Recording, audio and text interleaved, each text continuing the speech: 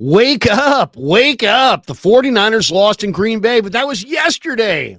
Today, we've got all day to talk about it, chew on it, and work up a good appetite for Thanksgiving on Thursday. Let's go.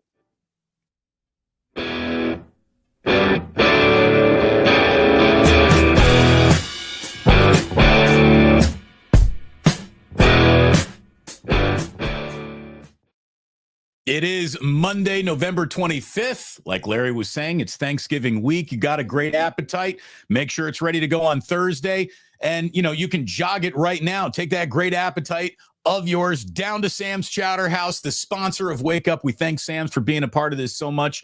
And it is great to have them as always. I don't know who's going to win the lobster roll of the day based on the results, because Larry, the Green Bay Packers, they had an appetite for destruction, and they put it on the 49ers about as hard as any team has put it on the 49ers since Kyle Shanahan has been coaching. There were built-in excuses for poor performance, yet still the performance was so poor, I think it even undercut those excuses, and it was a dreadful day of football for the 49ers at Lambeau Field. There's no real sugarcoating what we saw yesterday. And if you are anti-Shanahan, if you are angry with the way that this season's going, yesterday just pissed you off even more. Yeah, good morning, everybody. Hope everybody's having a great day today. All I would say is I didn't think Green Bay really put it on them, as you kind of described. I thought Green Bay was kind of mediocre. They barely could make a first down in the second half until the 49ers just started turning the ball over left and right. Green Bay is a good team. I didn't think they were particularly good in this game. I don't think they're playing nearly as well as the team that rolled into Levi's and lost to the Niners in the playoffs. But the 49ers just can't get out of their own way. They played that game yesterday like they expected to lose. More huge mistakes on special teams. The Eric Saubert hold, which denied, basically rendered the 87-yard second half kickoff of Deebo Samuel useless. That was a kick to the gut. The turnovers obviously were a kick to the gut. And then just individually, Damon, I just felt like a lot of people were, being harsh, I thought, in the post game on Brandon Allen.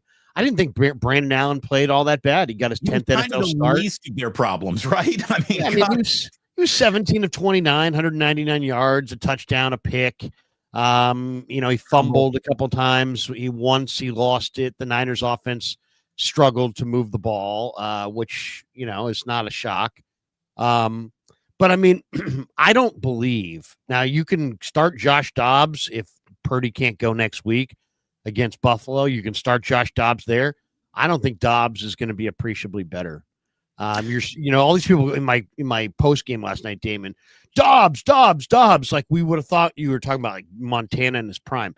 This guy's 3-11. So right. Take your Dobbs, and go look up 3-11 and go watch some of those games and then come back. I'll say this, Larry. The thing is, I wasn't beating the Dobbs train, and I don't know how much different the game plays with Joshua Dobbs in there. But to me, the decision to go with Brandon Allen over Dobbs is where the game plan started showing the holes in the game plan. I think that Brandon Allen is the right choice if things are operating well.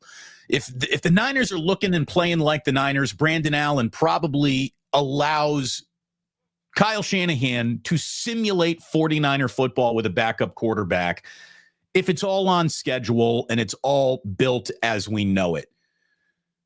I think Josh Dobbs is the guy that should have gotten tabbed to start this game the minute that Trent Williams was not playing in this game. And actually, Jalen Moore is a candidate for my lobster roll. Without Trent Williams in there, I thought Jalen Moore did a pretty damn good job. We didn't really talk about him all day long. It's not like he was the reason why they lost. Dominic Pooney, though, the interior of that offensive line got beat up by the Green Bay Packers. That was a rough day for Pooney. But I thought Dobbs was the right guy to go when things are off schedule. When the play breaks down, Josh Dobbs is more likely to make lemonade out of the lemons of a bad day. And again, Brandon Allen was not the reason why they lost the game. He probably had about as good of a game as any Niner did at Lambeau Field. And you can say Kyle Shanahan on a day where he didn't get nothing out of his wide receivers, still got nearly 200 yards passing out of his quarterback. Like he did that. I want to talk about the running game, Larry, because that's where this game plan just made zero sense to me. I'm talking about 0 cents. It's hard to feature a back that isn't giving you feature production. And to completely abandon the concepts now of Jordan Mason and Isaac Guerendo for 2 weeks in a row is a level of, maybe coaching negligence isn't the word, but there is a serious blind spot for Kyle Shanahan.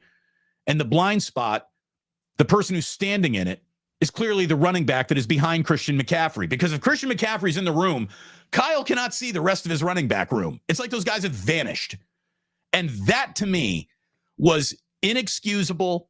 And he no matter what he says at the podium, he's not going to be able to explain it away to me. Jordan Mason is better than Kyle Shanahan is using him. And I don't understand why Christian McCaffrey, who right now is Christian McCaffrey light at best, is the only bell cow back that Kyle wants anything to do with. Isaac Guerendo was even on the plane. Did he go to Green Bay? He's not even out there.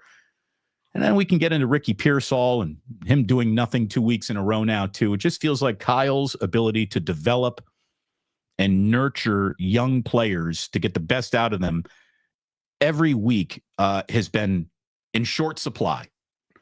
Very short. I'm just, I don't even want to hear the answers anymore. I don't want to ask the questions. I don't want to hear the answers. I'm just done with it. It's like, you figure it out for your fucking selves. If you go ahead, go with whatever assholes you want to go with. I mean, I don't care. It's your fucking career. It's your fucking team. This team's going down the drain. I mean, and you want to do what you want to do? Do what you want to do. You're 5-6. You're on your way to the fucking unemployment line. I mean, it's just do whatever you want to do. Don't listen to us. Screw us. Who are we? But what you're doing isn't working. Like Jake Brendel is a really good center. How many times are we gonna have to hear Chris Forster say Jake Brendel's a really good center, and then go and watch the game and see this guy miss block after block after block after block and contribute to the Niners' abysmal 9 penalties? Come on. It was just, how many times we got to keep watching Jake Brendel? He's been horrible. Well, seriously, Larry, he's in the middle of the Niner offensive line. He's a 7-year NFL vet. He's got 47 starts, and he looks completely lost. And so you have Brendel starting at center, despite the fact you have Nugent, who you drafted, who's probably better, Feliciano, who's bigger, healthier at this point, and sitting there ready. But you're not going to go to anybody but Brendel over and over and over again. So that's one. Number 2, Deebo Samuel's got to be benched. My God. Deebo Samuel, you're going to call out the kicker and fucking no-show the game? Lock in, Deebo. How about you're going to call out you're going to throw your hands around the neck of the long snapper, and then you're going to not no-show the biggest game of the year? He was targeted 4 times. He had 1 catch. He had 2 drops he had 1 catch for 21 yards. He had a huge ball go right through his hands for an interception. He can't run to the edges to save his life. He's lost 2.5 steps. I saw something where Lombardi's like, he hasn't lost a step. Dave, you need a vacation. Go take one. Yeah. Seriously, if he hasn't lost a step, then you've lost 5 because you're not noticing that this guy who used to run for 20 yards on an end around, who used to run a jet sweep for 15 to 18 yards, basically almost every time, now can't even get back to the line of scrimmage on more of those, and never busted for more than 3 or 4 yards. Come on. He has lost a step clearly. And if he hasn't, I would say, hey, you know what? Get on the line and run your 40. Let's see it. If you're as fast as ever, let's see it. I want to see it. I bet you're 4.7 right now. I bet you're 4.71. 4.68. You're something like that right now. You're slow. You're really slow. The one So, play he needs to be benched, but he won't be because he's Shanahan's, kid brother. So at this point, it's like, you know what, I've kind of thrown my hands in the air, and it's like, you know what, it's obvious to me why they're struggling. It's not people want to blame Shanahan and Purdy, and it's like, come on, it's a more nuanced situation than that. Yeah, is it all Shanahan's responsibility? Yeah, it's all Shanahan's responsibility, but it doesn't mean that everything in their equation that's his responsibility is his fault. There's a big difference between your responsibility and your fault. He's not picking the wrong players. He's not picking any players for the most part. It's that they're, as an organization, they're not putting the players in place. Yeah, I don't know if I agree with you on that, though, Larry. I mean, he has the final say on all of that. John Lynch might say general manager. But he doesn't even know, Damon. I asked, you're talking to somebody who goes every day and asks this guy about all kinds of acquisitions. I can tell when he has no idea who the player is, no idea at all. So that happens routinely. So I find it hard to believe that the head coach that doesn't know the players that they're picking up in season knows every 4th, 5th, 6th, and 7th round pick, an undrafted player. No, he doesn't. He may be up to speed on a few of them. I'm sure he weighed in heavily on Ricky Pearsall, but I'm just saying, I don't think he's picking all these players himself, but at the same time, he's responsible for it. It's like he doesn't coach special teams, but he's responsible for it. He's not the defensive coordinator who had 2 12-men on the field penalties yesterday in a row, but he's responsible for that. I've been watching football for 40 years, being aware of it. Okay. I have never seen consecutive 12 men on the field penalties in a high school game, much less a college game, much less an NFL game. Never once. What is left to do with Nick Sorensen? There's only 2 things left to do. Number one, you ask him to come down from the booth and stand on the sideline like Wilkes got, asked to come down from the booth, be on the sideline, and then you let him go after the year. I think Sorensen is going to be one and done as this team's defensive coordinator. And what argument would be made to suggest I got that wrong?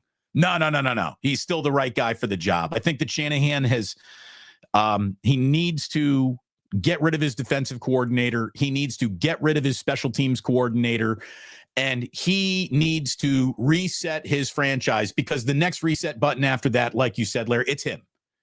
These are the kind of games that start changing owners' mind about who is in charge and what is happening. And it's not just the game itself, but it's, the players and who's out there and how are they producing. Ricky Pearsall hasn't caught a ball since Tampa. Well, it was really unfortunate that he got shot, but he also may be a bust. Yeah. Here's the thing. First game we saw, not bad. Second game we saw, a little bit better. Third game we saw, even a little bit better than that. And then vanished. As Debo is vanishing in real time, as Brandon Ayuk is completely vanished with his knee injury. The fact that Pearsall isn't out there just getting targets and catches by default, you're one of the last men standing, is not a good sign for this young man's early career. Is the only thing Ricky Pearsall can sell you in terms of hope is, hey, it's still really early in my career. I've only played 5 games. Give me a chance here.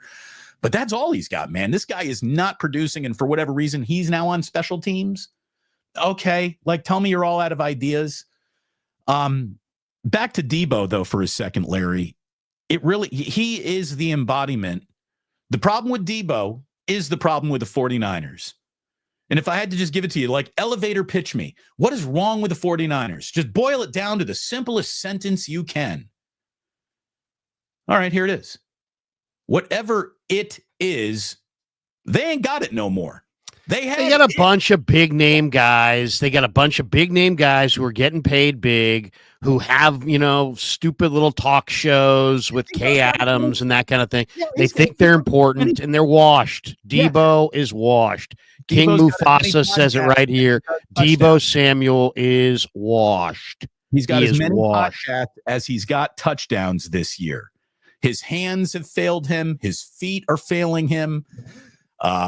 He's slow. He's slow. Yeah. This is their problem. Their problem is that they are slow. That's their problem. They can't score fast. They don't have a hurry up offense. They can't play with tempo. Kyle's a genius, but he can't play with any tempo. That's a shocker.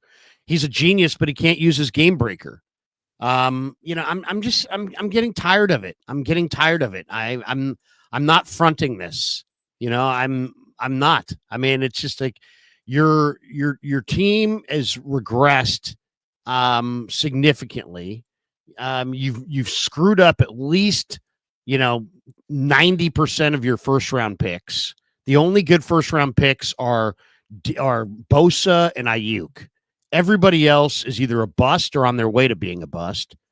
You made this huge play for Hargrave. That was a fucking major fuck up because Hargrave can't play dead, and you paid a ton of money for a guy who doesn't play the run at all. He's a defensive tackle, doesn't play the run at all. You paid a shit ton of money for him. So that's your situation. You paid way too much in money and in bodies for Hargrave. You missed on 8 of 10 first round picks. And that's it, bud. That's it. Thanks for coming. That's where you're at right now. Guess what? I guarantee you, if I took 4 more, let's just say you missed on 8 number ones. If you missed on half that, you didn't miss on 8 number ones. You missed on 4 number ones. Now you have 4 more first round draft choices on your team right now. You'd be appreciably better. So don't tell me about the greatness of Lynch, and I don't want to hear about the greatness of Kyle anymore. You know what? And some of this is natural. It's like everybody needs to pump the brakes on firing people, because guess what? This is what happens. Jim Harbaugh was, had 3 years in the NFC Championship game. I think everybody would admit Jim's a pretty good coach. And yet his final year with the Niners, they went 8-8 and they weren't very good. Why? Because you had guys who had aged out, you had guys who were beat up, you had, guys who got in trouble with the law, and the equation started to break down, and it wasn't happening. So it's just like you don't stay on top forever. There's going to be a down year. There's going to be a down cycle. You're going to lose some games. So it's, the fire Shanahan crowd is the only thing that it gets me is just that, okay, this is the same thing that happened with Harbaugh, where people got frustrated and it's like, well, get rid of Jim, or they didn't want to get rid of Jim, but they didn't make a huge hue and cry when Jed did. And then we'll see about Tom Sula. It's refreshing. Well, how refreshing fucking was it? And then how refreshing was Chip Kelly? It was a disaster. It wasn't refreshing. So this whole, there's lots of people saying get rid of Kyle Shanahan for the offensive coordinator of the Detroit Lions, who's 38 years old and has been an offensive coordinator since 2022. All right. So in the grand scheme of things, you're literally getting rid of your 12-year-old for a newborn baby that you're just hoping is going to be better. And there's a whole lot of unknown down that road. Well, nobody wants to acknowledge it. You talk about normal NFL life cycles, and what I think is happening, and what is nuts to me is you got a guy who's sitting behind a computer in his home insisting that Kyle Shanahan has lost the locker room. Okay, you haven't been in a locker room since the last time, you and your wife went to Pilates class together. We got guys who haven't been in a locker room since high school talking about how Kyle's lost the locker room. And one locker room they've never been in is the 49ers locker room. Yeah, I mean, how do you say that? Hold on. Kyle's losing games. He's not losing the locker room. He's losing games. And losing games happens in a league that is built. I mean, God, the Kansas City Chiefs nearly lost at Carolina yesterday. It's tough out there. But, there is something that needs to change now. They're running back the Niners as an idea, that's all over. Now you sound, Larry, like you are, you are. It sounds like you're calling for a regime change, but then you're back. You're still No, defending. I'm not calling for. Let me say. Let me say what I'm saying. I'm saying is that this is how they got here. People are like, well, they've got this awesome group of players. No, they don't. Stop saying that. Stop saying they have an awesome group of players. They don't have an awesome group of players. They have a totally mediocre offensive line. That Christian McCaffrey has lost multiple steps. The head coach has no interest in using any of his running backs. They have one tight end on the roster worth a damn. Their offensive line is thoroughly okay at best. They're the slowest group of wide receivers in the league. Their defensive line is nothing without Nick Bosa. The linebackers are Fred Warner and just dudes. And you've got some good players in the secondary, but they're young, and the special teams is one of the worst in the league. So stop saying, not you, but just people need to stop saying that they're with this much talent. Stop. It's not this much talent. Hold on, Larry. So I agree. I totally agree with you. And I'll get back to your point here in a second, but let me just defend those people who are insisting that this team is still good for only the moment that is. It is living proof. The football season you are watching now, contrasted to the football season you watched last year, are two totally different things. And this 49er team, Larry, I swear to God, it really did go from built to be elite with more Pro Bowlers than any team had on its roster to holding on to memories of how they used to play and got old overnight about as fast as any team as I can remember. I mean, they really were a very good football team, and bringing back much of the same guys, not even a few months later, they are pointed in another direction now, and it can come and go that fast in this league. And so I understand why fans think like, hey man, we were just in the Super Bowl. This is still a good team. I get it, but it's not. This team got really old, really fast, faster than I think they even thought it would happen to them. Well, and this is going to come off like an excuse, and it's not, because it's just a fact, which is that the schedule makers on the Niners, everybody who wins gets a first place schedule. Okay, that's fine. That's what you expect. You expect if you finish in first that you're going to get the first place schedule the next year, and it's going to be challenging. But the 49ers have a blatantly bad schedule. They're using the 49ers to make money for the league by putting them in all these high-profile national TV games. But then they're fucking them along the way as they're using them. They're using them to get extra revenues and eyeballs because they know they're an iconic team. They're playing four teams. The Buffalo Bills are the fourth team. They're only in week 12. They've already played four teams off their bye. No other team in the entire league has more than two games all year off a team that's had their bye. The Niners have four. Explain to me how that is fair. Now, it's not the reason they're losing, but it ain't helping. It ain't helping. And it does. And once again, it's like the NFL used to care about fairness and equity, and they sold out to money and matchups. And if you don't believe me, go read Warren Sharp. He outlined this at the beginning of the year.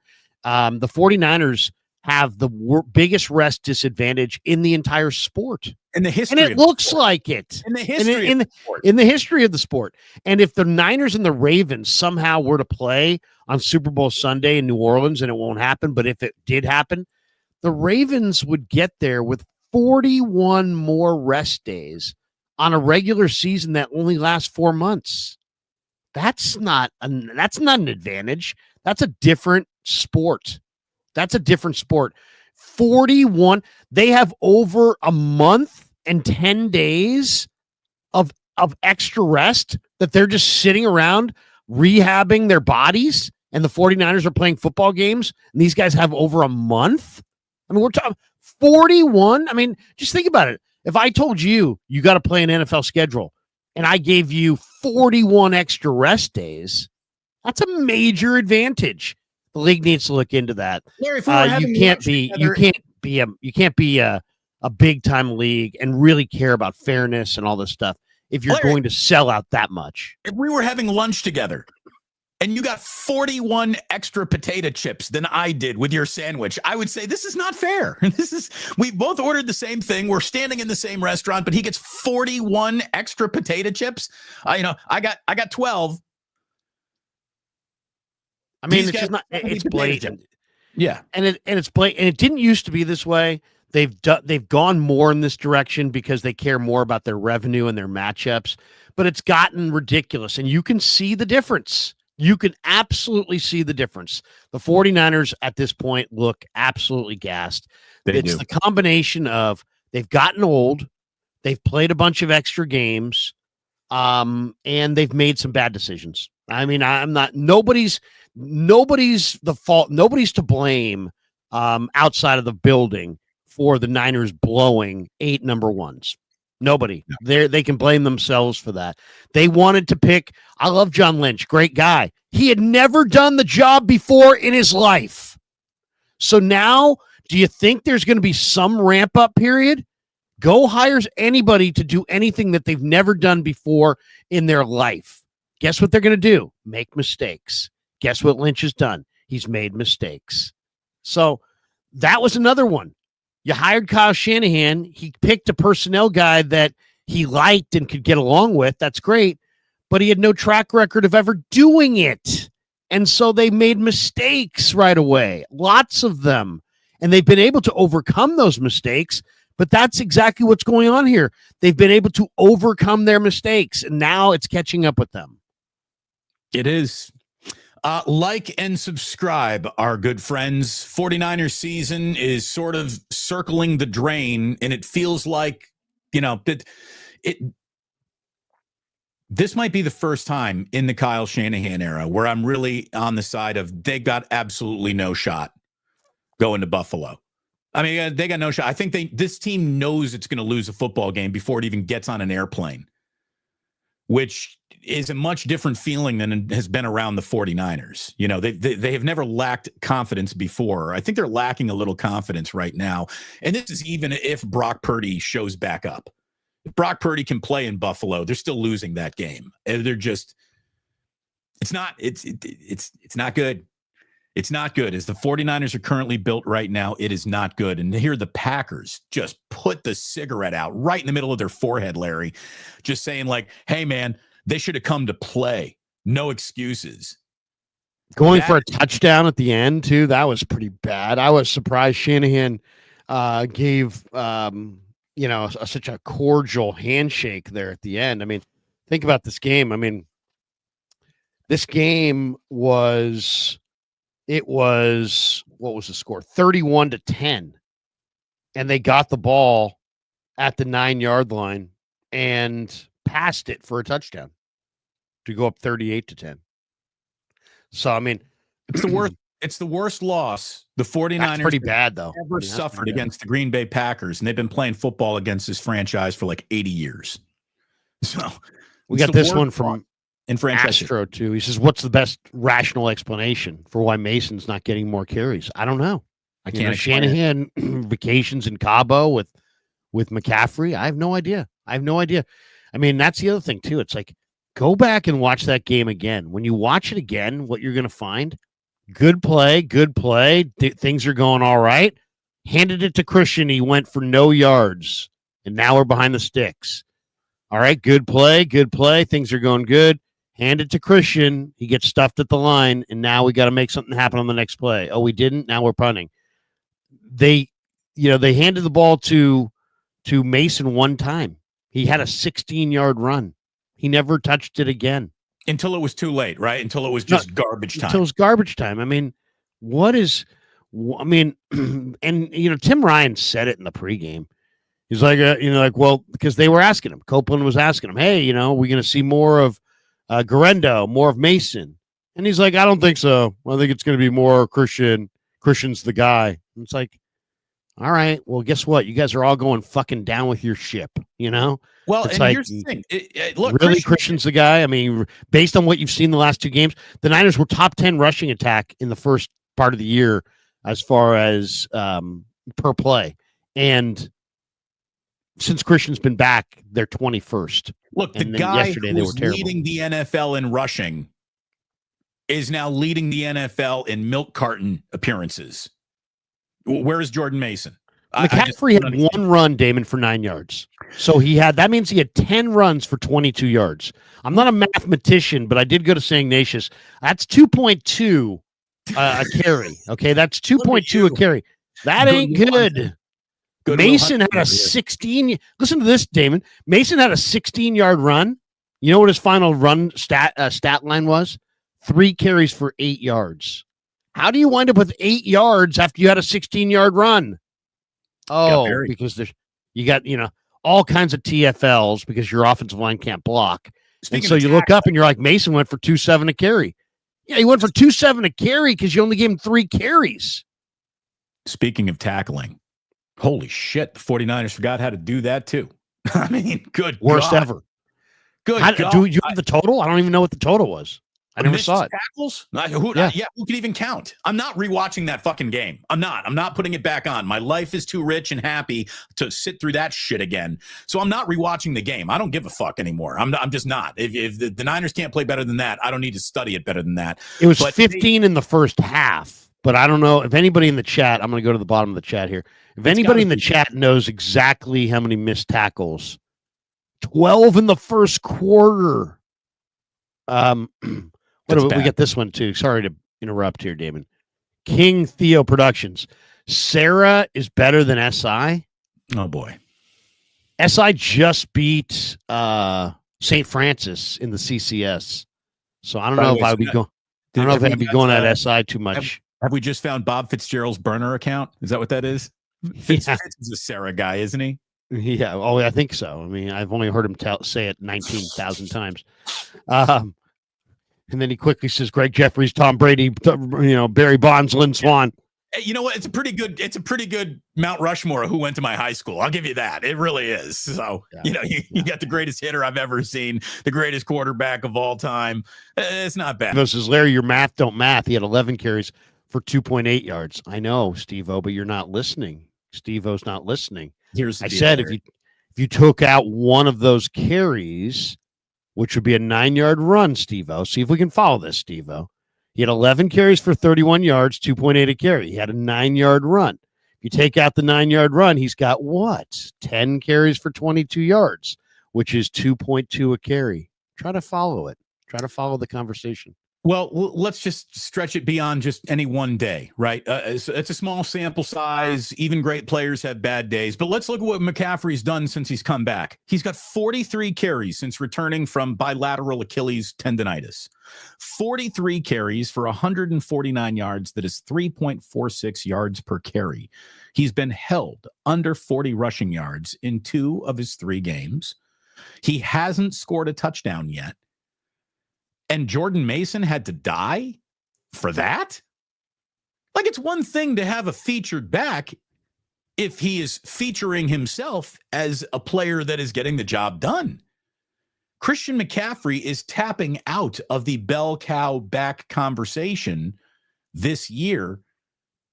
And it's just stunning to me that Kyle has literally stumbled upon a guy who was leading the NFL in rushing and has abandoned him. And the guy you drafted, who just had an October that made you feel a lot better about his professional prospects than September did, is nowhere to be found now in the month of November. Imagine you're Isaac Guerrero. Imagine, by the way, so Jordan Mason's best day was ruined by post-game conjecture and who told you McCaffrey was out all the way back in week 1. Guy just had the greatest night of his life, and he comes out to the press conference, and he's got to feel like shit because everyone's on him about when did you know what, when, blah, blah, blah. Because he wasn't the most sophisticated guy in the answer of an interview and this and that, and he shouldn't have said that. And his best day with here's what shouldn't have happened. The 49ers shouldn't have lied about Christian McCaffrey's availability right up until game time. And they did. They knew that this guy wasn't ready to go. There's no such thing as a game time scratch who then misses the next 8 weeks because he needs to go to Germany to figure out what's wrong with him. Come on. Right. Like that's all a bunch of contrived bullshit, lying and deceit, exactly. And it all fell down on this kid's head. Right, and they let him wear it. So his best day as a Niner turned into his worst night in front of the media. And then everything since then, if I am Jordan Mason's agent, I am fucking furious at the 49ers. And if I'm Isaac Guerendo's agent, I'm going, what is going on? Where is my guy in your game plan? My guy is on your team because you drafted him. You drafted him, why? To not he fumbled play yesterday, by the way. He did fumble yesterday. Well, I mean, everyone fumbles. No, but I mean, he is exactly what I said he was, which is he's not a running back. He's not a natural running back. But guess what? I was wrong in that it didn't matter if he's a natural running back. He's so big and so fast that he's a game breaker. That's what he is. What is he? Is he a running back? No, he's not a running back. Is he a fullback? No, he's not a fullback. Is he a receiver? No, he's not a receiver. He's nothing. He doesn't really have a position. He was a high school receiver. He was a running back in college, but he might as well have been a turkey because he didn't carry the ball. So I mean, he wasn't really a running back. He was just listed as a running back. And then what is he? He's big and he's fast and he's a game breaker. And it's really obvious that if you can get him where there's a formation where everybody's up on the line of scrimmage and you don't have the second level defenders sitting 3 yards off the ball and the third level defenders hovering on the edge of the box, as long as you can get everybody across the line of scrimmage, dude, that guy is one of the most dangerous backs in football, because if you can get him past the line of scrimmage, he can literally take it to the house. But you badly need chunk yardage plays. Do you throw it to him? No. Do you end around to him? No. Do you jet sweep to him? No. Do you hand it to him? No. He's your game breaker who just you activated and you sat him on the bench and then he had a kickoff and he fumbled. It's like, okay. It's like, he doesn't have natural instincts, but I mean, you're not using a game breaking back and you don't have anybody else to break the game open. Well, so they have no speed and they don't want to use their speed. So it's like, what am I going to do? I can't help you. If you won't use the speed that you have, I can't help you. While this team walks around Isaac Guerendo like a car in a sales lot trying to figure out what it is and if they should buy it, Jordan Mason is 5.1 yards per carry. You can't use that? They can't. You cannot use that? Christian McCaffrey has rendered 5.1 a carry irrelevant? Why and how? Is that what he is for the season? Yeah, Jordan Mason. That's what he is. That's what he is for the season. 5.1 a carry. That is absolutely embarrassing. You have a 5'11", 225-pound, 25-year-old running back who's going for 5.1 a carry, and you refuse to hand him the ball. Cannot get on the field. Not that anyone is performing to a level that keeps you off the field. I mean, it's one thing to be a backup to Michael Jordan. No one's going to have to explain why your minutes are down. Look who you're backing up. This is Christian McCaffrey ain't Michael Jordan. Okay. I mean, this is a guy who was Michael Jordan last year. This year he ain't. He's Ron Harper. Okay. So,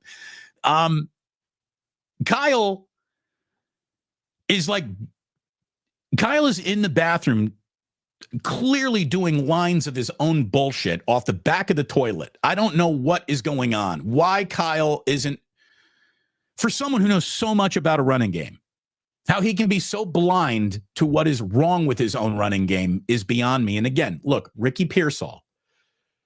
I don't care if Ricky Pearsall ain't perfect. You went out of your way to draft him.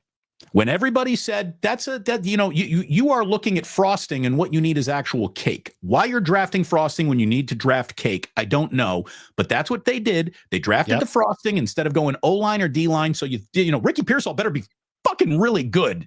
They've been doing this, by the way. They drafted a 3rd-round kicker and a 4th-round punter and all this. Let's fucking have elite level window dressing. Okay, that's fine. If you have a fucking roof. If you have fucking walls, if you have a goddamn door, but you don't have walls and a roof and a door. So sorry if I don't fucking jump up and down as you're spending thousands of dollars on Hunter Douglas blinds. I'm not worried about curtains. I'm really not worried about curtains. I'm not worried about plantation shutters when I don't have a fucking roof. So everything that we're looking at is just, it's not adding up. And it feels like Kyle is now incapable of folding it all together and making it make sense. I mean, it's just a bad year, man. I mean, I guess there's no other way to say it than just play out the stretch here. There's only one thing that the Niners got going for them. There's it. There's one thing that the 49ers got going for them. And that's the rest of the NFC West is still a dumpster fire. Believe it or not. But they're in last place. Right. But I mean, the division's bad, but you're in last place in the division. Right, but somebody's still got to win it. Right. Somebody's still got to win it, and they are a game out. But it's look, there's no reimagining how the Niners are about to turn this thing around. The game that was supposed to be the game that points them in the right direction, that game never happened. It has not happened. We've seen enough now. 12 weeks of football. We've seen one really dominant quarter of football, the third quarter against the Dallas Cowboys, and everything else has just been a yawn. They haven't beaten a team with a winning record at the time that they beat them. Seattle has a winning record now, but they have not yet to beat a team that had a winning record, and it's the 25th of November. So, I mean, they're not that good. The reality, what really bugs me, though, is that they've really butchered everything. It's like, and they've made every bad decision. It's like, you extend McCaffrey when he looks washed. You extend Ayuk, and now he's hurt significantly. You fooled around with Debo's money to create room, creating incentive for him to be here another year when he's washed. You signed Devondre Campbell when you had Dre Greenlaw and Azeez Al-Shaair, and you didn't want Al-Shaair, and then you didn't want to go in the draft and find a young fast linebacker, so you found Campbell. He's been a downgrade, clearly, because you can compete, you can complete any pass you want in the middle of the field underneath. And then Isaac Yiadom. I mean, you had Sam Womack, who was fast, young, talented, and you had to cut him because you signed Isaac Yiadom, and then Yiadom's been, okay. But I mean, Womack's been cheaper and better than Yiadom in Indy, and you drafted him. It's inexcusable. And you did it last year as well. You kept Oliver, who was your fuck up free agent signing that you had to, give more credence to, and you couldn't admit that he was a fucking mistake. So you cut Deshaun Jameson at the cut down, who was a cheaper, better corner, and you kept Isaiah Oliver, only to figure out 7 weeks later that he couldn't play dead, and then you went to Ambry Thomas. I mean, it's just like, so Oliver's more expensive than Jameson, and Yiadom's more expensive than Womack, and Campbell's more expensive than Jalen Graham. So, and you don't have money to spend, but you spend it on all these veterans you didn't need. So it's very frustrating. And then your young players, where's the development of D Winters? He had 2 tackles yesterday. Where's the development of Robert Beal? He hasn't had a pressure, a sack, nothing. He's given you absolutely nothing. Jair Brown looks like he's regressing. There's just all kinds of issues. And suddenly you look up. I was embarrassed for their defense yesterday. Malik Mustafa came to play. The rest of those guys shouldn't have even been on. Malik Mustafa and Leonard Floyd deserved to be able to get on the plane. I don't know about the rest. I don't know about the rest of that defense. Well, and if I may, because I think I started making a point about Pearsall, and then I just tangented myself off my own point. For a first-round wide receiver that you decided to draft over needs, again, frosting, not cake, for a first-round wide receiver to be targetless 2 weeks in a row, I wonder, Larry, if we went through game logs and no, he wasn't targetless 2 weeks in a row. He was targeted last week. He's been catchless 2 weeks in a row. Is there any rookie in football? Is there any rookie wide receiver in football who has been catchless for 2 weeks in a row on any other team? I mean, here's the thing: if Ricky Pearsall isn't separating, then you got a major problem right there. But how about a tunnel screen? How about just, ball snapped, Just throw it to Ricky immediately, set up a tunnel screen. See what you got there. Get him the ball. Get him involved. Get him but I mean, Damon, it's even bigger than that. You can't invest first-round draft choices in he's not going to be your 1 or your 2 wide receiver. He's going to be this third gadget, wide receiver. I mean, what have you seen this year that makes you confident that next year, without Debo and without Ayuk, that Ricky Pearsall will lead them? Nothing. There's no way. There's no way. No. I mean, and the idea of about it at the time of the draft, you were very excited about Ricky Pearsall, and I just said, I wonder even how many times he gets on the field. Like Kyle Shanahan, he wasn't my wide receiver of choice. I wanted Xavier Legette. No. But look, when the pick was made, you looked for the reasons why to like it. And, look, I did too. We all did. What do we like about Ricky Pearsall? And he's got good balls. He's got good ball skills, but he just doesn't have a big time frame. I mean, here's the thing. He's got some nice attributes, but the production wasn't there. Like if you go back and look at his Florida production, it ain't there. So, yeah, is he refined? Does he have some good route running? Does he have some good ball skills? Yeah. Did he make some highlight plays? Sure. But he doesn't have big-time production. He didn't lead the nation in catches. He wasn't like the best receiver in the SEC. I mean, I'm not even sure if he was the best receiver on his team. So, I mean, it's like you've got this receiver. He's all right, but nothing more. And you took him in the first round. And guess what? You have fucked up the first round royally. What I would do is take Debo and based on the first quarter he has in Buffalo, decide whether or not to sit him for the rest of that game or not. But whatever, Debo fetch ain't happening this year. It's obvious. I would bench Debo. Brandon Ayuk's not in the room. I would start Juwan Jennings, Ricky Pearsall. I would promote Trent Taylor from the practice squad, and I would tell George Kittle, you're a wide receiver now, buddy. You're a wide receiver now. We need you out in the pattern. You're the only fucking guy who knows where the end zone is on this football team.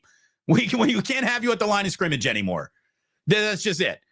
Mason Pline, get your shit up and why isn't Mason Pline available and ready to play now? 12 weeks into a year. You're telling me you can't figure out how to just block a guy? This dude's 6'8", 300 pounds. He can't stand up and block a guy? Oh, he's not 300 pounds. He's not 300 pounds. Yeah, I mean, he is a raw basketball player that they're trying to transition to tight end. He hasn't played a lot. They want to redshirt him. They want to redshirt him. But, I mean, just because you have a good redshirt, receiving tight end prospect doesn't mean you have to go with one tight end.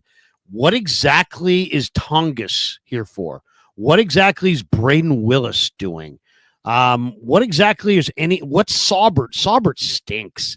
He can't get his head turned. He can't. He had the holding penalty that negated, which was bad on the Debo second half kickoff return. They have no. I mean, for a team that needs tight ends and uses tight ends like the Niners do, to come into a season with Trent with George Kittle and nobody else at tight end is really real. And where's the other thing? It's like none of these guys are stepping up and doing anything. But are they aggressively seeking some really good tight end that's on somebody else's practice squad? No. I don't even get the sense that they're even looking for anybody on anybody else's team. They haven't added anybody of significance in a long time. It's just like, I'm sitting there going, what is going on here? It's like they used to have a bunch of good players. They used to have a aggressive attitude. Now it's like everybody's kind of thrown their hands up. Like, the PR, the personnel department's like, we're not going to bother. We could play. It's like Bob Myers when he was like, I could get a bunch of guys with size, but Kerr's not going to play them. And I get the same vibe around the Niners right now. We could get some better players, but Kyle's just going to play who he's going to play. I mean, it's like, seriously, I mean, you have J.P. Mason and Garendo. They don't even get on the field. You were running the ball effectively 3 weeks ago, and then Christian came back, and suddenly your running game fell apart. And nobody wants to talk about it anymore. Nobody wants to notice it. It's sad. The offensive line which is, Lynch just went on the radio and said the offensive line looks great. Well, that's so funny because the quarterback's running for his life, and you can't run to save your fucking life, and you can't open a run lane, and Brendel's one of the lowest rated centers, and McKivitz is not a very high rated tackle, and yet you think the offensive line's playing great. Well, maybe it's time that you guys need to be replaced, because if you think this offensive line's playing great, then why would you ever draft an offensive lineman? And since your stated philosophy is you don't want to draft offensive linemen, why is your offensive line ever going to get any better? I mean, it's like, what the hell's going on here? I just feel like we are in like a twilight zone at this point, and it's like there's a million reasons. When you start to have a bunch of reasons for things that aren't readily apparent to the person watching, because it's all like insider knowledge, you've gotten too into your own stuff. That's where the Warriors were last year. Well, I don't understand what's going on. Why is Kerr playing, Ty Jerome and Anthony Lamb a couple years ago over Kuminga? Well, I don't know. It makes no sense. Why are people screaming and yelling for Kerr to be fired? Well, because they're frustrated by his rotations and this and that. It's like, okay, you know what? Guess why they're frustrated? Because you'd have to have insider knowledge to know, well, Kerr likes this guy, and that's why this guy plays. Kerr doesn't really care for this guy, and that. So it starts to become like little personal things. Yeah. And it's the same thing. It's right now with the Niners. How would you explain to somebody who's watched maybe 8 weeks of football, why is Grendo, who seems to be a game breaker, not getting any touches? And why is Mason, who's going for over 5 yards a carry, not getting any touches in favor of McCaffrey, who's going for 3.5 yards a carry? I don't think that Jordan Mason could have led the NFL in rushing. He was. It's not a theory. It was happening in practice. So why that guy gets abandoned, I do not know. And no matter what Kyle says is the reason, he's wrong. What you have done has hurt your team more than helped your team. And we have the evidence to back up that argument, Kyle. So get off your bullshit and play the guy. Now, so Kyle Madsen, right? We like Kyle. Kyle worked at 95.7 The Game. Now he's up in Sacramento. He does a Niner Wire, whatnot.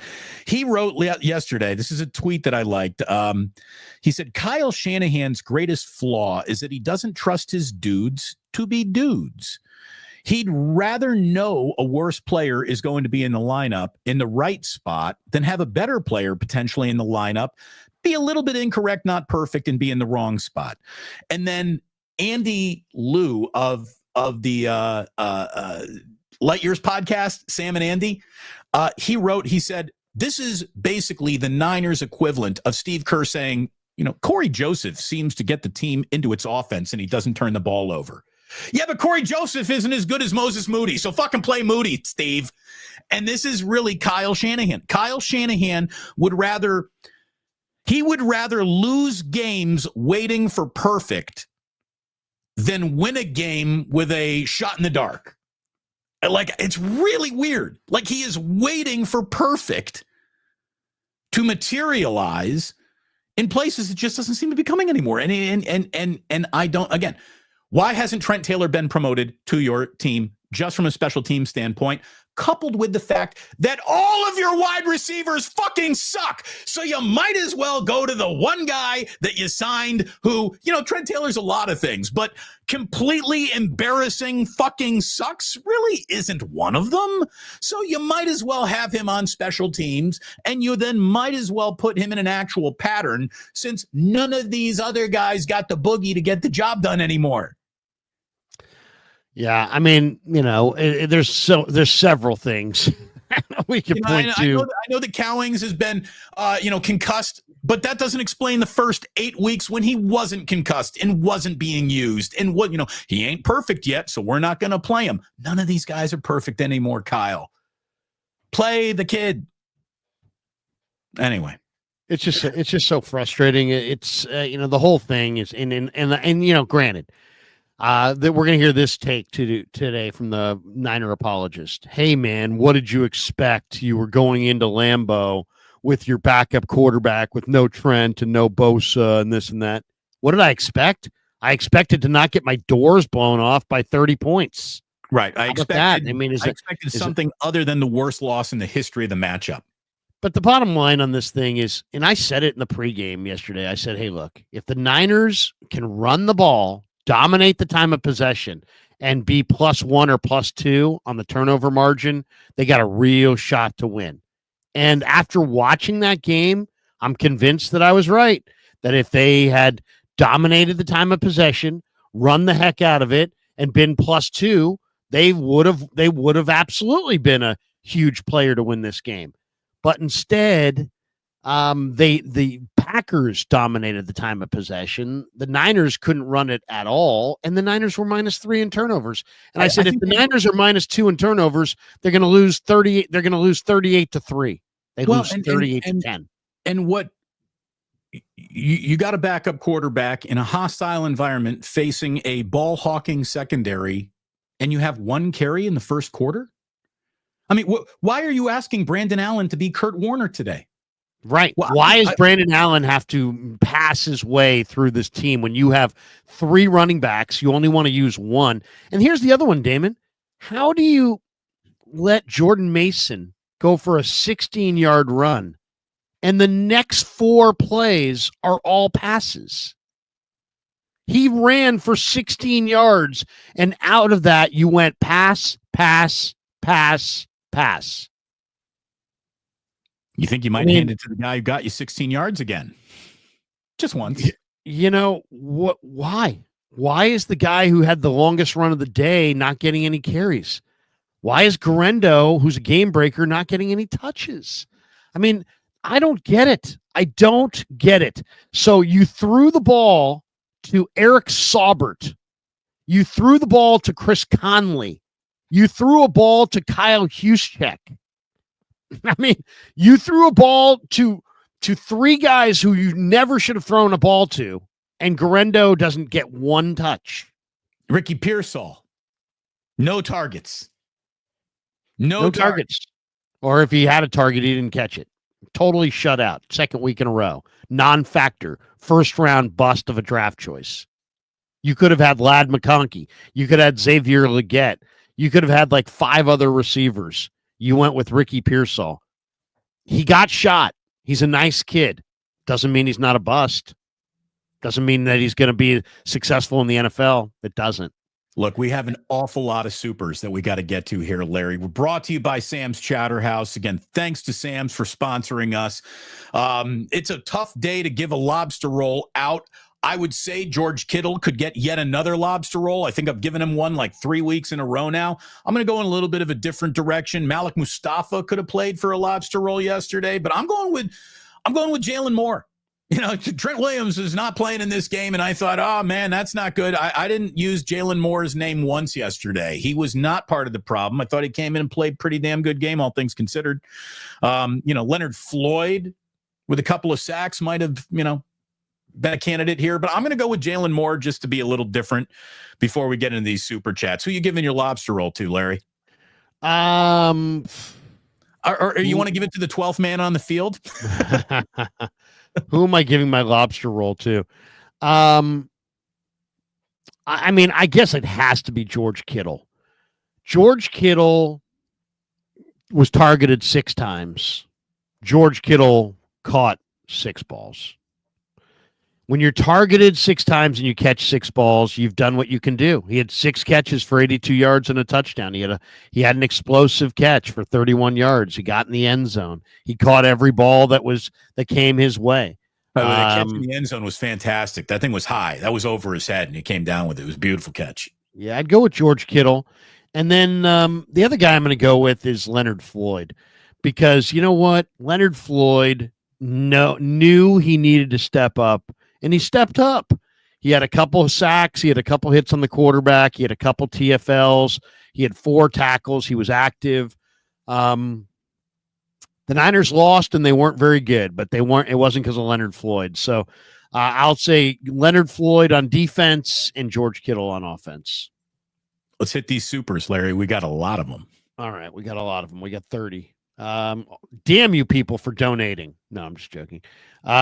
We appreciate every single one of you, and thanks to all of you. Here we go. And if some of these don't make sense, sorry. Brady Hill says the dark days were ahead, Larry. Were? I think the word is are. And I'm not sure if dark days are ahead. I personally feel like I could turn this entire thing around in one off season of personnel picks, but you're gonna have to get it right. Iceman 0072 said, glad to be back in the States to listen to D Bruce and I guess crazy, lazy Larry. You're lazy. Lazy Larry. Back in the States with Iceman. Well, I saw your pregame tweet, Larry, and you quoted the old coach too. It's the way you play on the day you play. That's such a great line. Let me tell you, Larry, we don't got a bunch of slapdicks over here. It's the way you play the day you play.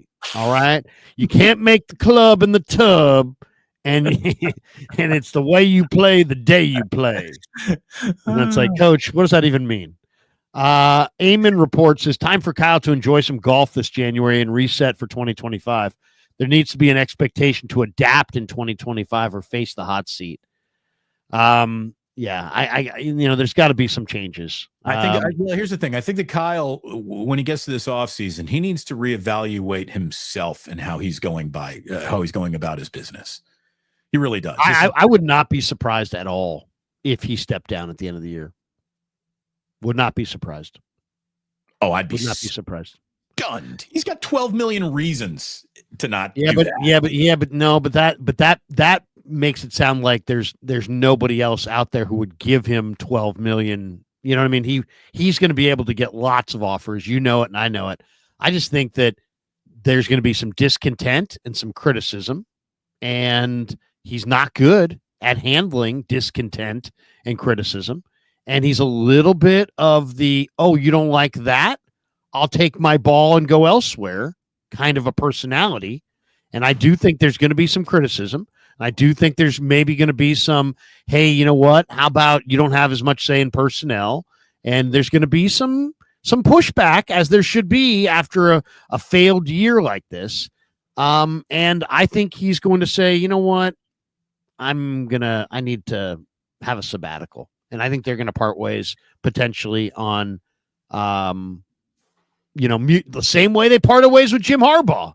I don't think they can. I don't think they can fire Kyle. I don't think they could fire Jim. I don't think they have it. So I think ultimately it's just they're just going to the Yorks are going to make it uncomfortable, and then Kyle's going to say, "I'm going to take my ball and leave." And I think there's going to be a mutual parting of the ways. Get him to Chicago as fast as humanly possible. Oh, I know. I mean, are you kidding me? There's going to be all kinds of teams going to get him here, get him in. So I don't think that's going to happen. But if that were to happen, you better bring in. Well, I mean, Bill Belichick. I mean, that's it, right? I mean, if you're going to replace Kyle, you got to replace Kyle with a guy who can't conceptually win a Super Bowl, but knows how to get the job done. Bill Belichick. Is that it? I don't know. I mean, he's out there. He's looking for a job. A lot of talk about him going to Jacksonville. I don't know. You know what I could see? Doug Peterson. He's won a Super Bowl. He's going to get fired in Jacksonville. Doug Peterson? I can see it. Fuji Simeon says, after the season ends, do the Niners mutually agree to part ways with special teams and defensive coordinator? Oh, they will fire both of them, I think. I think Nick Sorensen's one and done. I think Brandon Staley has provided nothing for a reason to keep him around, and Schneider had to have been gone 6 weeks ago. I mean, I feel bad for Schneider. I do. Ham GT83. Just there you go. Throwing it in the jar. And then here he is again. He says, can we talk about the 4th and 2 play in the third quarter? Why not give it to Mason? Again, he's averaging 5.1 yards per touch. Why not give it to Mason? Why are you asking Brandon Allen to throw the ball on 4th and 2? Got to have it. Wait, which one? Where are we at here? This is third quarter. Third quarter, 4th and 2. Oh, there it is. Yeah. Yep. Allen to CMC and McKinney got the PBU. Yep. Yeah. Why are you throwing it on 4th and 2? I don't know. Why are you not running there? That makes no sense. Diego Sanchez. Things stand now. Kyle Shanahan needs to severely revamp his scheme and get new coordinators. I will always root for the 49ers, but this team is pissing me off. I feel the exact same way. D. Martinez 949. This team has had a serious brain drain over the past 4 years. There's no creativity because there are no new voices. Jeb needs to make him hire an OC or even Jed. I don't know if he needs an OC, but he definitely needs a better defensive coordinator, and they need better players. A lot of better players. Fuji Simeon, Larry is right. It makes financial sense to extend Purdy after this year rather than to have him play it out his fourth year. Quarterback salary is only going to go up. Get a deal done now when he can be a TBD worked out. When he gets get a deal now. What he gets can be TBD worked out. To be determined. Oh, I got you. Well, here's the deal. After yesterday's game, even as Brandon Allen did the best he could, can we comment down on the Brock Purdy thing? Like, if you didn't appreciate Brock Purdy in his absence, I guess you'll never appreciate him in his presence ever. But to me, the 49ers go from in a football game to no chance to win a football game without Brock Purdy. Right. And but he's no mid. He's mid, but they can't even get a playoff without him, but he's mid. Right. Andrew Lemaster says, new DC, new special teams coordinator. Do we bring an OC to help Kyle play call? I would say you got to have a new DC for sure. And you got to have a new, you need more players. You need better players. The real complicated thing is going to be wide receiver. You got Debo, who's Kyle's favorite, who's not playing very well. You have Ayuk, who's signed up, who can't play probably all of next year. You have Christian McCaffrey, who Kyle refuses to use as a wide receiver, despite the fact he's got hardly any wide receivers and all these good running backs. And looks like he's, not this player that he was, and you just extended him. So that now you got Pearsall, you invested number one in, you got Cowing. So it's like you've got like spots that you have reserved for wide receivers, but if you don't go get new wide receivers, your chances of having a good year next year are almost nil. So they're in a real weird spot at wide receiver. What do you do with Debo? What do you do with Ayuk? What do you do with Pearsall? What do you do in the draft? You got to have wide receivers.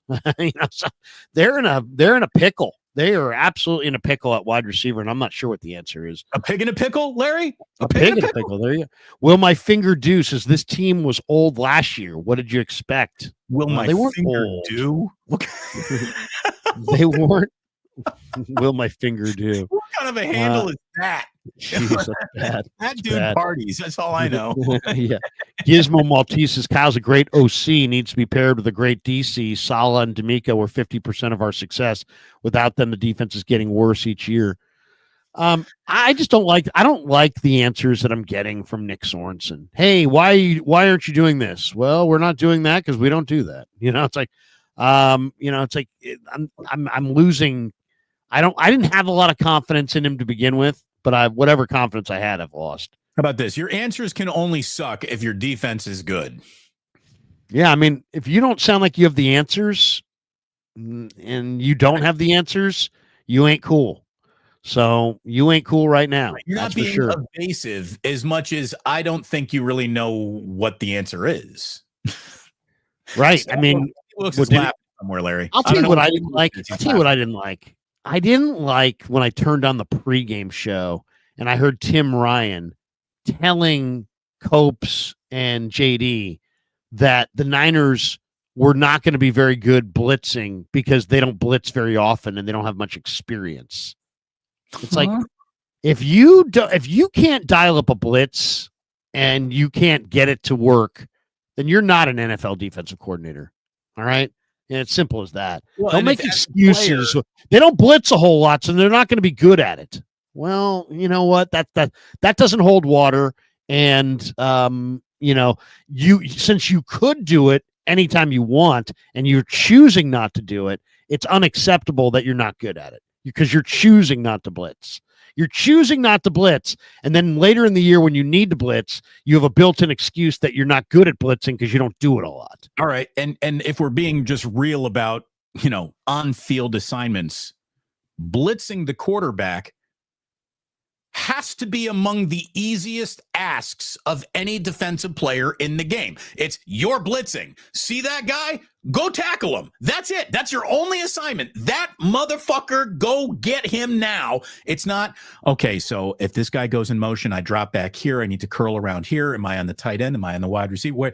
I mean, defense is complicated for everyone until the blitz is on, and then it gets easier, right? I like that is ridiculous. I understand his point. His point is that if you're not used to dialing up blitzes, there's timing and there's touch to it, and there's a knowledge of who's going to get home.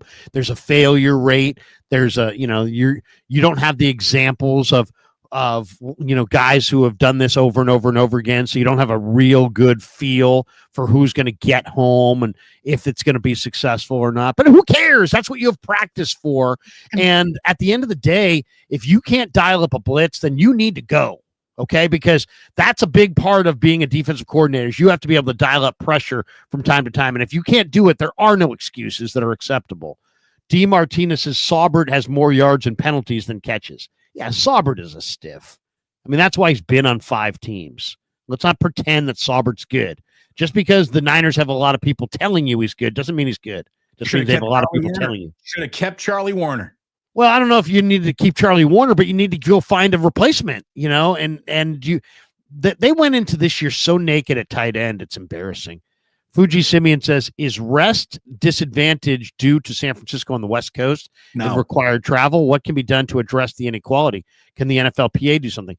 They literally, if you go read the Warren Sharp articles on this, they know exactly what they're doing. They're doing it intentionally because they're prioritizing the matchups, the best matchups possible and the best money possible. And they're like, you know what? Everything else will just find itself, will shake out in the wash. And it's not as simple as that. Right. You'd think that the NFL would be getting worse. You'd think that the league would be incredibly happy, averaging 17.5 million viewers per game. But that's not how corporate America works. No matter how good your last quarter was, because it's America, your next quarter has to be better, or somebody's not getting their job done. And so that's where the NFL got greedy. Any game we put on, Titans Jaguars is going to get 17.5 million, but we're looking for 30, and 30 is going to come with Chiefs and blank, Niners and blank, Cowboys and blank. That's why you see the same 3-4 teams thrust into, primetime games. Yeah, but it doesn't. I mean, it's counterintuitive, isn't it, Damon? Isn't it kind of counterintuitive? Shouldn't it be that the team that you're making the most money off of gets a schedule benefit, not a schedule, negative? I mean, you're making more money off the 49ers because the Niners are a coveted team, an iconic team that lots of people want to watch. So you're putting them in more primetime games, which is essentially giving them less rest across the board. You would think that they would say, hey, you know what? Team X is making us, times 100 compared to the average team in the league. Let's make the schedule a little easier for Team X as a payment for that. No, instead, they say, well, in the process of getting Team X to play in all these primetime games, they're going to get less rest. So be it. And that's the opposite of the way it should be. You're going to use the Niners to get more eyeballs, but then you're going to penalize the Niners for using them to get more eyeballs. It makes no sense, and if it's actually the opposite of the way it actually should be. Well, I don't want a schedule to give favor to a single team or a disadvantage to a single team. I want it to be equitable. I just want it to be equitable. Yeah, and right now it's not equitable, but it's also not equitable in the same way every year, which is let's get a team like the Niners into more primetime games, and then essentially that always limits their rest. And because they're playing more Thursday night games, they're playing more Monday night games, they're playing more primetime games. It just doesn't make sense. You shouldn't make more money off the Niners and then give them the worst, the worst schedule as far as rest in the entire league as you're making the most off of them. I mean, how does that make sense? Sean Ferris says Kasarik needs a look. Hasn't delivered since 2021. I think that's true. I think the Niners defensive front looks really, really vanilla. and doesn't really. I mean, they're not getting it done. And Again, if I you're don't know telling how me much it's a that's scheme on. that favors talent, well, all schemes favor talent. Yeah, I don't know how much that's on Kasurik, or did he lose his fastball, or does he got a bunch of minor league pitchers pretending they're starters? Or And does his that's what I scheme think. only work when he's got overwhelming talent? Well, and that's the thing, dude. So unless you got two shop wrecking defensive ends, then the wide nine ain't it. You wonder. I couldn't speak to that really. Shreddy Murphy says, I'm convinced Kyle is tanking. He must be stopped. Fuji Simeon in here. looks like it. Tanking, he's still not doing a good job. He's blowing his tanking. He should be, if you're seriously tanking, you should be about 4 wins right now. So he's even blowing that. Tanking. Fuji Simeon 13 says, looks like it will rain or snow in Buffalo on game day. They have lost this game already. The 49ers are flying to a loss in Buffalo, and they know it, and we know it, and the Bills know it. We all know it. There's I give them no shot in this game. I do as well. Tobin Ernst says Kyle needs his Spags and Veach. Exactly. Brett Veach, the GM of the Chiefs, Steve Spagnuolo. What the Niners need to have a really, really sharp GM, and they need a much better plan at the line of scrimmage. I was watching the Eagles last night. The Eagles' offensive line, I mean, so the Niners look at Brendel and are like, he's fine, when he's far from fine. The Eagles looked at a line and were like, hey, you know what? Let's take Mekhi Becton, who's a failed first-round tackle from the Jets, and we'll bring him in here, and we'll make him a 375-pound offensive guard. Well, guess what? He looks good. He looks really good as a 375-pound offensive guard. Their offensive line is so much better than the Niners' offensive line. They can just blow people off the ball, hand it to Saquon Barkley. I'm telling you, taking the Eagles to win the NFC is not the craziest thing. The way they are running the ball right now, and their defense is starting to fire. And let me just tell you, the Nick Sirianni has got to go crowd. You can all shut the fuck up. I don't care if he yells at a fan or gets hot with fans. Sirianni, because he's got an offensive line, looks pretty damn good. Right? An offensive line. He's got a GM. He's got a GM. I mean, they're look at what some of their picks are doing. Dude, and by the way, if I know we got to get through these supers here, but Larry, it's one thing to watch the New York Giants to see how bad they are. It's another thing to watch the New York Giants through the prism of Saquon Barkley being a Philadelphia Eagle to prove how bad they are. Everyone in New York needs to be fired. Anyone who is associated with the decision of reinvest in Daniel Jones, stop investing in Saquon Barkley, needs to go. And by the way, on HBO, right? We saw it all happen. We saw the phone call to Saquon Barkley. Yeah, you should go out and test your own market. What are you guys, fucking idiots? Yeah, well, they are fucking idiots. I mean, they don't know what they're doing. Saquon Barkley has 1,392 rushing yards on this year, 80 more rushing yards than his best year of his career, and he's still got 6 games left. You give Saquon Barkley an offensive. I'm always said, so, Emmitt Smith was a pretty good running back. Had Barry Sanders spent a day behind the Dallas Cowboys offensive line, he would have rushed for 800 yards in one fucking game. Yeah, I mean, Barry Sanders had no offensive line and is one of the greatest running backs of all time. Every year that he was in Detroit, his offensive line was just there. Had he had an actual offensive line, Barry Sanders would have run for 2,800 yards in a single season. Yesterday, there was a report from a guy named Schultz, and I forget his first name. Greg Schultz. No. George Schultz. Charles Schultz. No. Schultz from Hogan's Heroes. It's not Howard Schultz. He was the Starbucks CEO. I think Schultz. What I forget the guy's name. He covers the NFL, but he said that the Niners have interest in Daniel Jones. Great.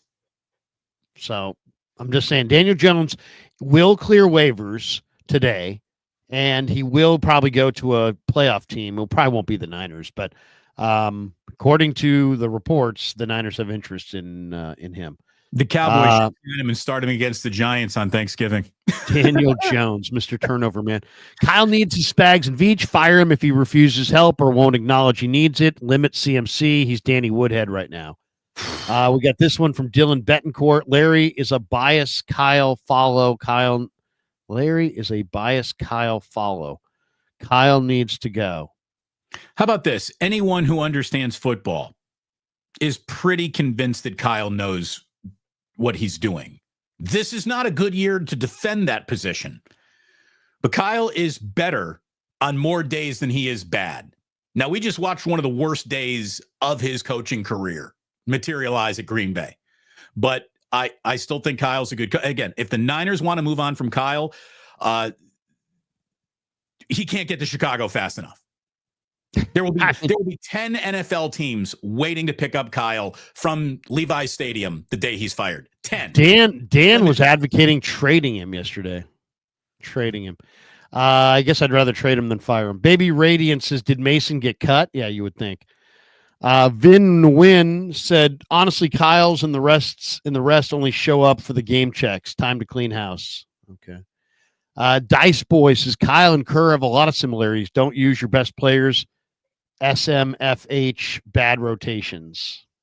That's shaking my effing head. Is that what it is? It is.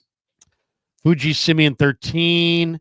What is more likely to happen? Reardon beating SI or Kyle making adjustments and corrections? Larry, you have mentioned this whole season, i.e. use Mason and CMC. Yeah, I asked the question to Kyle last week. Hey, could we get CMC and Mason? Could we get CMC and Garendo? He's like, 2 running backs? I'm like, yeah, 2 running backs. He's like, yeah, we could get it. We could get that. Did we get it? No. Did they win? No. Should they have used Mason and Garendo more? Yes. Sure. This is a great super chat. Charlie Hustle. Kyle has the NFL version of writer's block. And that's the thing. Really good writers can just be bereft of ideas at times, and really good coaches can have a string of games that make you go, what are we doing here? And that's where Kyle is. I really like that. I think that sums it up pretty damn well. Fuji Simeon says, LOL, agree. Larry and Damon, Malik and Floyd get to board the charter flight home. The rest of the team can fly home on Econo Fly via Spirit Airlines, LOL. Why are we taking this plane? What happened to our old plane? Remember from Major League, the movie? Yeah. I think we're coddling these guys. We got to stop coddling these guys. Is this our plane? No, your guys' plane's over there. It's like some propeller. And it looks like something Indiana Jones flew to Tibet.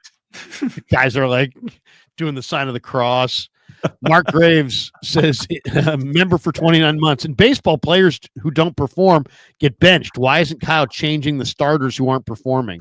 By the way, Mark Graves, 29 months there. That's loyalty, Larry. That's good man. Good man. Julian Navarez says, hey, Julian's in the house. Never Daunted Radio Network, member for 10 months, says, this is what this is what was always going to happen. Niners wasted draft picks because they were winning. No one cared, but now the bill is due and we're broke. Bingo. By the way, Never went through a rough one in Columbus with me this weekend. So, yeah, well, the Buckeyes are good. Drew says, I know it happens fast, but have you ever seen a team go from should have won the Super Bowl to not very talented in the same calendar year? Again, this is one of the all-time had it, and it went away. It really did. I mean, it's about as big of a disappearing act and as fast of a disappearing act. You know, team went from all these Pro Bowlers and pretty damn elite to everyone got old, everyone got slow, a lot of guys got hurt, everyone started underperforming all together, all at the same time. Well, it kind of reminds me a little bit of the end of the Harbaugh run where, Navarro Bowman got hurt in Seattle and then was gone the whole next year. I mean, Dre Greenlaw got hurt in the Super Bowl and he's been gone the whole year. We knew that Dre was the heart and soul of the defense. We knew that he was an all-pro player, even if he didn't get recognized. And when you take away an all-pro linebacker and replace him with a replacement level player like Campbell, you're going to feel that. And they're feeling it in the worst way. Their receivers last year were awesome. This year, they're slow as shit. There were linebackers last year were awesome. This year, they suck. So there you go. That's it right there. Those are two areas where you weren't just good. You were great, and now you're shitty. You know who I think is also just exhausted out there is Fred Warner. He's totally gone. He's totally Fred tired. Warner is half of what he was 3 weeks ago right now. Yeah. I asked him at his locker last week. I'm like, Fred, how do you get rejuvenated in the middle of the year when you're clearly tired? And he's like, I don't get tired. It's like, well, guess what? You do get tired, Yeah. and you are tired, and that's why you're not making any plays. But he's just You're missing too. tackles, He dude. doesn't Like want to admit it. there is no more easier to see blinking light on my dashboard caution sign than Fred Warner's missing tackles. If Fred Warner's missing tackles, he ain't right. Yeah. No, he's a great player who's just being used way too much, and now he's getting nothing left. And when I asked Sorensen about using, his guys less to kind of preserve them, he's like, I'm trying to win games. It's like, well, guess what? You're not winning games, and you're running your guys into the ground. Chew on that. Joe Shaw says, so should we pay a quarterback when the window is closing? Kyle could be gone after next season, and a new coach will want to come off Purdy. Well, I mean, I really think that, what's going to be the attraction to any coach coming here? Brock Purdy's going to be one of the attractions, I would imagine. I mean, otherwise, why is anybody coming here? Why do you want to come here with team and cap problems that are paying a bunch of injured players whose best days are behind them and need to be rebuilt? And, this whole roster needs to be torn down and rebuilt. I would say that having Brock as your quarterback is going to be the selling point to whatever new coach you're going to go to at some point, if that's the route they go. I hear what you're saying, but what's the solution? Pay nobody and blow the entire thing up and start from literally the ground zero? I don't know. I don't think that sounds like a good plan. Ricardo Rodriguez is putting a quarterback with a broken finger 2 weeks ago in cold weather game sounds like a self-sabotage. What we're seeing as far as who plays makes no sense.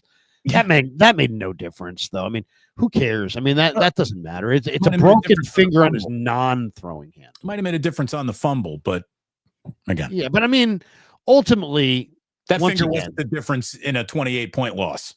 Dobbs is 3-11. I'm sorry, I can't get fired up about Dobbs. He's 3-11.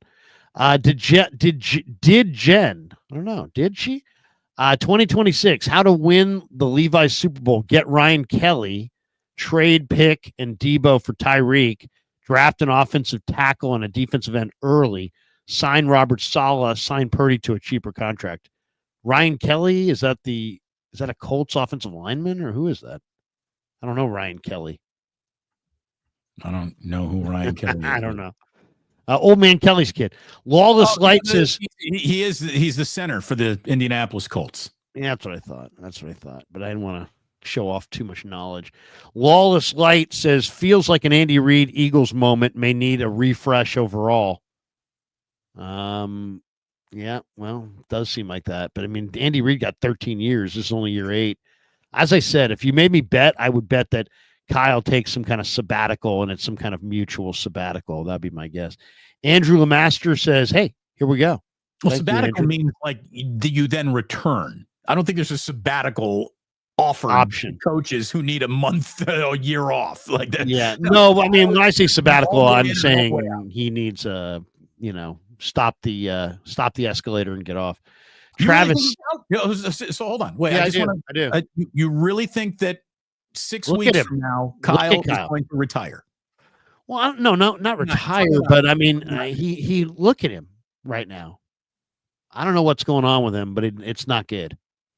I don't know if he's okay physically. He just doesn't look right to me. And he just looks like he's aging at a rate that's way. He is. He's aging like a president. Yeah. But rough 8 years on him, man. He's a 2-term. Is it all stress? Is it all stress? I don't know. I don't know what's going on with him, but I don't know. It's something's going on there. There's something going on there. I don't know what's going on there, but something's going on there. Travis Stewart says, why throw? Because Kyle is the smartest. Duh. Andrew Lemaster says, move CMC to the slot, trade Debo. It'll be 2021. Yeah, I love that idea. I don't think you're getting anything for Debo, by the way. Yeah. You're getting a 6th rounder, maybe. Yeah. Debo is the equivalent of that car that's sitting on the side of the road with a for sale sign on it that just sits there for like 19 months. Nobody calls. I don't think they're getting anything for him. Micah Cervantes. Who would add Debo at his price point right now? Who? Oh, at his price point, nobody. At his price point, absolutely nobody. Micah Cervantes says, what do you make of Fred saying they weren't prepared for the Packers run game, showing different looks than they planned for? What do I make of it? Fire Sorensen. That's what I make of it. Poontang Pie, GMC or CMC is Gurley 2.0 will fall off the cliff rapidly. It looks like we're seeing that. Poontang. Thank you, Poontang. Come on Friday. I want Rex Ryan to run this defense. All right. Talk about a guy who gets up and watches ESPN. Can't get right, says Debo since the bye. 10 carries, 0 touchdowns, 13. What's RUI? I don't know. 3 drops, run after the catch, maybe run. That's not run after the catch. 3 drops, 130 receiving yards. Yeah. All you need to know is that Debo hosts as many podcasts as he has scored touchdowns this year. That's a lock in, Debo. Lock in. You know, I mean, once again, I'm like, dude, you just played like shit in a huge game, and you got in somebody else's face and told them to lock in. You know, what do you think? How do you think that's going to go for you? I mean, you think Tabor Pepper was sitting there on the sideline as Debo's, dropping passes, saying, "Yeah, fuck this guy, fuck this guy." You know what Tabor should do? He should just start long snapping balls at Debo on the sideline just to keep him fresh, just to have him, popping hands, catching balls at all time. Tabor should be randomly snapping balls to Debo all day. Yeah, just get right in his face and be like, lock in, Debo, lock in, waiting for him to explode on you. Ray Rogers says, in this draft, what would be your first 3 picks? Hope you have a great Thanksgiving. Well, it really depends on who's there and that kind of thing. But as far as positions, if you just want to say positions, I would say, and you never know what's going to be there, but I think an offensive tackle is probably on the list. A free safety is probably on the list. A linebacker is probably on the list. And a defensive end or defensive tackle is probably on the list. I think I'd start right there. And maybe a running back, believe it or not. I mean, I was saying this to Dan last night. I was looking at some of the mock drafts. A lot of the mock drafts have Ashton Gianti going late first, early second. Well, guess what? The Packers went and spent big money in free agency on Josh Jacobs. How's that looking? That looks pretty good. Larry, pretty good. If they were to draft a running back instead of an offensive lineman first, they deserve all the shit that will fall on them. I mean, seriously, what do you? You don't need back. You need a great player. I mean, that's all. That's it. I don't care what you draft. You need a great player. I'll take a great running back over a mediocre offensive lineman any day of the week. I'll take a great running back over a mediocre whatever any day of the week. At some point, you just need to find a mediocre running back and have a better team than you have. But I'm just saying, you just need to find great players. So just draft great players. Ashton Gianti's going for like 12 yards a pop. He's going to win the Heisman. He's awesome. He's a great back. I got no problem with them taking a back. I mean, Dom Pooney, they got in the 3rd round. I mean, Zach Frazier was a 2nd-round pick by the Steelers. There's a lot of good offensive linemen in day two of the draft. You just got to go out there and find the right one.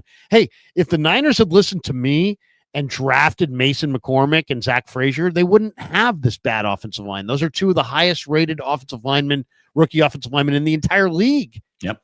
So we'll see. Ray Rogers says in this draft, okay, we got that one. Julian Navarez says Kyle needs ego check himself and turn this around. I hear that. Poontang Pie, Kyle. Don't scout Mahomes to sign Kirk Cousins in 2018. Made Jimmy G the highest paid player in NFL history after 5 starts. Made the worst draft trade in history for Trey Lance, but don't pay Brock, who saved you. Yeah, no, they're gonna pay Brock. I think. If they don't pay Brock, I'd be surprised. Kevin Wood says if Kyle leaves, the amount of regret this fan base will be amazing. Everyone needs to relax. They need a slight reboot after this year. I'm kind of with Kevin on this one. I'm not for running Kyle out, but if he's not willing to make changes, then it's time to go. Right. It's time for change. There has to be some serious internal reevaluation. And again, if Steve Wilkes was bad enough to go, how Well, not just Sorensen either. I mean, Sorensen is at least year one. Okay, so I understand growing pains in year one for a new coordinator. How is Schneider getting airplane rides back from games? I just don't understand it. I don't understand it. And if Kyle has basically told the locker room, mediocrity goes around here now. We're good with mediocrity. And that's the wrong message to have in your locker room. And if you need to wake up your locker room, firing a motherfucker is a good way to do it. Lets everyone know everyone's getting reevaluated right now. And I need to see. I'm not going to be in favor of firing Kyle Shanahan unless I absolutely love who the next coach is. Yeah. If I don't, I'm not firing him just because we need a change. No. Oh, you don't even think that there needs to be a firing. You think he's going to resign at the end of the year? I think he's in a weird spot. He doesn't seem like he wants to go through the lean years with the Niners. He's unhappy. Maybe I'm wrong. But he's unhappy. He's worn out, but he's a football lifer, and his father will be the first one to say, "You're not fucking leaving that job. You've got an incredible amount of security. Your owner likes you. You're still a pretty good team, even as you've become a bad team. Like you're not going anywhere. He's a football coach. He's not going anywhere. I know, but you got to remember this. I mean, I agree. But if there's criticism and people are demanding changes, he could just say, "Hey, it's my way or the highway," and they may say, "Then it's the highway." I don't know. Kevin Wood says, "Okay," so he says the fan base is going to regret. To me, it's all about who's coming next. Did you regret Jim Harbaugh firing? Yeah, because you fucking hired Jim Tomsula and Chip Kelly coming up next. But if you had hired a great coach, maybe you wouldn't have worried about Harbaugh leaving. Well, I feel the same way about Shanahan. If you're going to fire Shanahan, you better have a great freaking coach coming in, or no, don't do it. I mean, then you will be second guessing it, and there'll be a lot of regret. But if you fire him for somebody who's great, there won't be that regret. Fuji Simeon says, will there be a wake up on Wednesday and Friday? How about this? There will be a wake up on Wednesday. Larry, if you want to wave the flag on Friday, I'm good for it. Do we really need to? I think Friday we're good. I think Friday, because I'm going to be coming back. I think Friday we probably won't go, but we'll definitely go Wednesday. Definitely go Wednesday. And we'll TBD on Friday. We'll see how we're feeling. How about that? But not likely. Not likely. Don't bank on it. Sarah, the domestic goddess says, love you, Larry. Love you, Beta Buster. What's Beta Buster? I think that's me. Oh, I'm usually a little Miss Sunshine. I'm usually a little Miss Sunshine, but just as annoyed and pissed as you guys. Kyle not playing the best dude makes the game a slow-moving car wreck.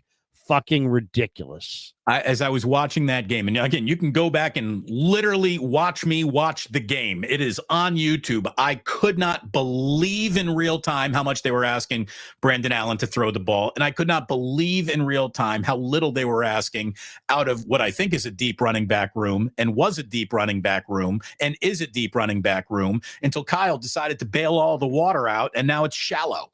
It really is. It was impossible. I mean, they were in a 17-0 hole, which is what he'll argue. But I mean, 16 runs and 29 passes with your backup quarterback. Here's the other 10-point game at halftime. Here's the other thing that's so fucking frustrating. The Bears just ran for 5.3 a carry. The Bears gave you the template of how to beat this team. Dominate the time of possession, run the heck out of the football, and have a chance in the fourth quarter. The Bears did it, and they only lost because the field goal got blocked. The Bears played the Packers way tougher. The Niners just got their doors blown off. The Niners couldn't run the ball at all. So don't tell me, John Lynch, this is a great offensive line when the Bears' offensive line ran for 5.3 a carry with a lesser back. You have got the reigning offensive player of the year, and this great line ran for 2.8 a carry. Don't tell me you're better. Don't tell me this is a good offensive line. Please. I cannot listen to that. Here's the thing. The 49ers used to dominate the line of scrimmage in both directions. They don't do that in either direction anymore. Yeah. So and there it is, Larry. I mean, I got to take a leak before I start my 11 o'clock show. But there's really, there's nothing more to say. This is, if you were looking for the bottom of the season, it's here. This is bad. And I don't think they're turning this one around. I think they're about to have their third consecutive loss served up to them on Sunday Night Football next week. And Kyle is, I don't want to say he's become his own worst enemy, but he needs to start doing something different in the name of keeping it the same. Just ain't working anymore.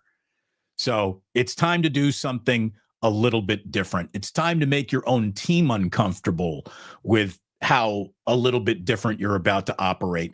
It's time to stop asking Deebo Samuel to make plays in a season where he's clearly not going to be doing that for you. And it's time to ask Christian McCaffrey to do a little bit less in the name of, we got another guy who can do a little bit more than you right now.